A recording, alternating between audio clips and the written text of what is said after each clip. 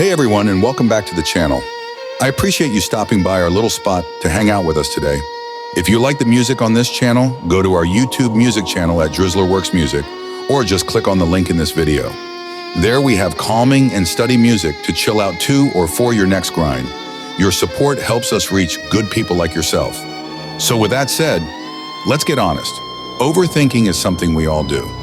Maybe you're lying in bed, replaying a conversation for the 100th time, or staring at your to-do list, paralyzed by all the options.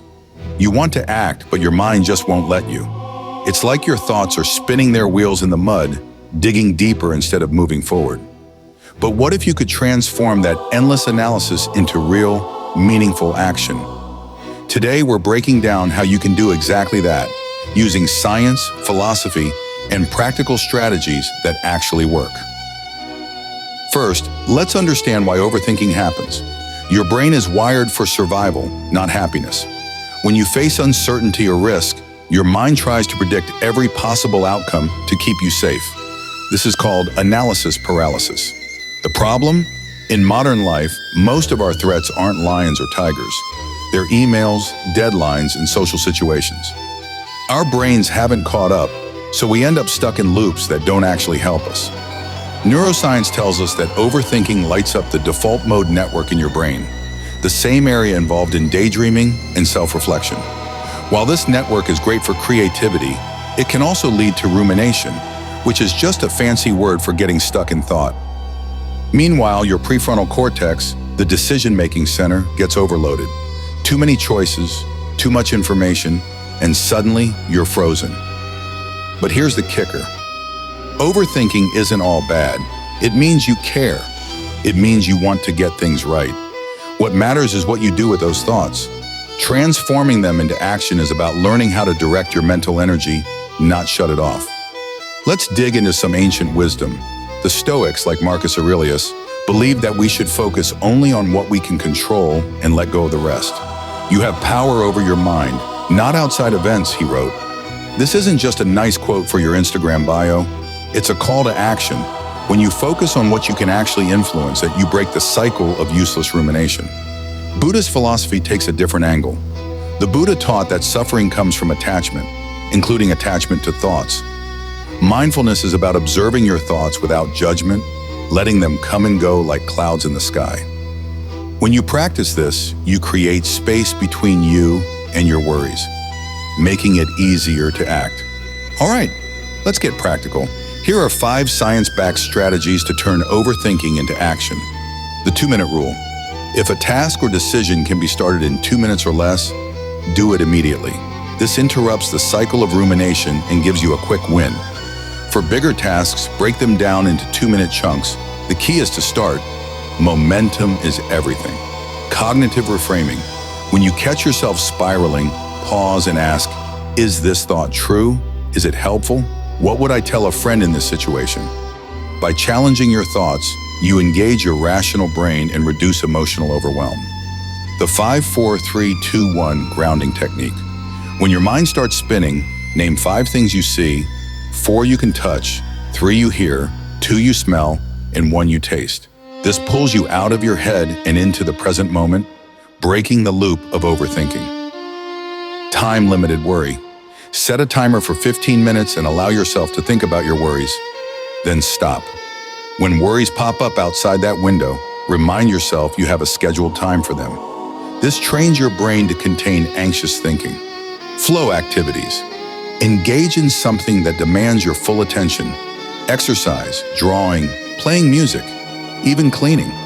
When your mind is focused on a task, it can't ruminate. Plus, physical movement releases endorphins that help you feel better and think more clearly. Now let's talk about the mindset shift that ties all this together. Overthinking is not a flaw, it's a feature.